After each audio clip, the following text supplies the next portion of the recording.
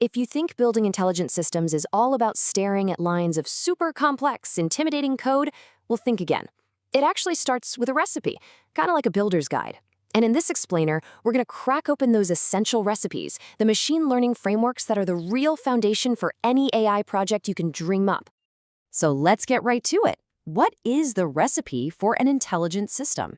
That's really the big question we're tackling today. I want you to think of yourself as a builder, right? Before you can construct anything, you need a blueprint, a solid plan. Machine learning is exactly the same.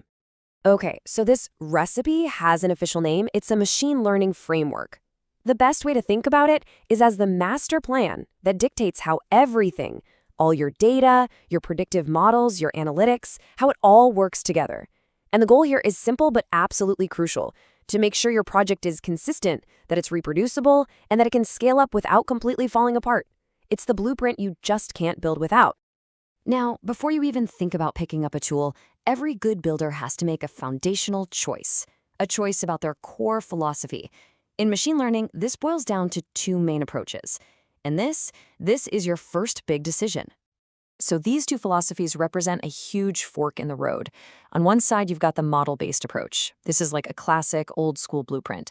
It's based on the known laws of physics and super precise equations. It's incredibly accurate, for sure, but it's not very adaptive. On the other side, you have the data-driven approach. This is more like learning directly from your raw materials. It uses the data itself and clever algorithms to be highly adaptive and flexible. So you have to ask yourself, do I need rigid, pinpoint precision? Or do I need the flexibility to change and learn? That's the fundamental trade-off. All right, so once you've picked your approach, it's time for the fun part. It's time to open the toolbox. And inside, we're going to find three main tools, three fundamental types of machine learning that are going to do all the heavy lifting for our project. First up in our toolbox is supervised learning. I want you to imagine a perfectly calibrated measuring tape that actually gets smarter every single time you use it. It learns by checking its work against a known, correct standard. And that's really the essence of supervised learning.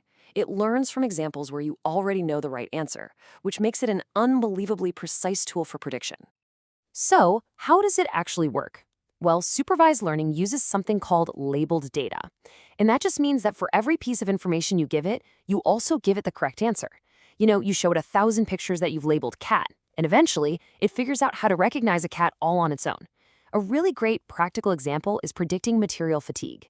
You can feed a model tons of historical data on stress levels, and then label each case with whether the material held up or failed. The model learns that pattern and can then predict future failures. It's the perfect tool when you've got good historical data and you know exactly what you're trying to predict. Next up, our second tool, unsupervised learning. Okay, forget the measuring tape for a second. This is more like a powerful intelligence sieve. You just pour in a giant pile of messy, unlabeled data, and it automatically finds the hidden groups and patterns for you, sorting everything into nice, neat piles. It's a tool for discovery, not for prediction. So the key difference here is that unsupervised learning works with unlabeled data. You don't give it the answers beforehand. Its whole job is to explore the data and find the structure that's already there, all on its own.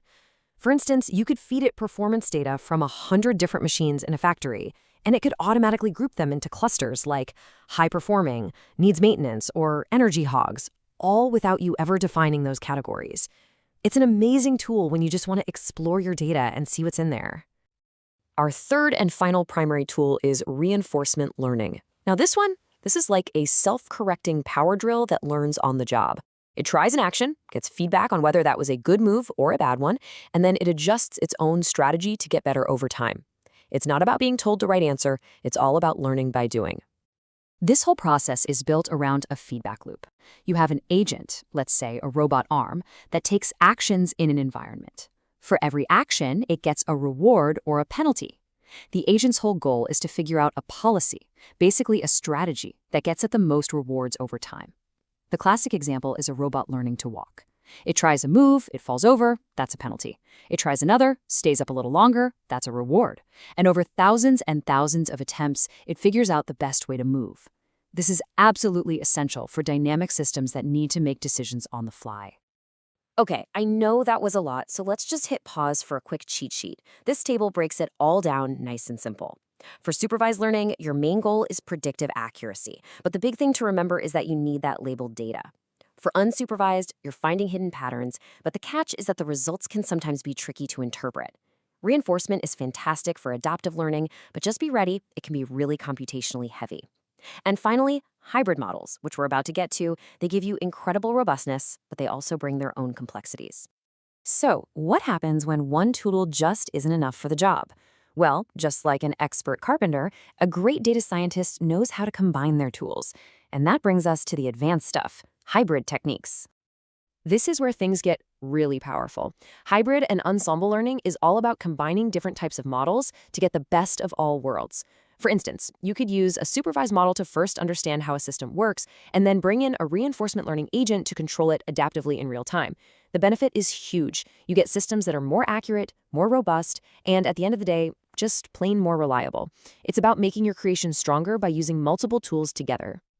So you've got your philosophy, you've chosen your tools from the toolbox. How do you actually put it all together? Well, here are the assembly instructions, a clear 6-step blueprint to take any machine learning project from just an idea all the way to a reality.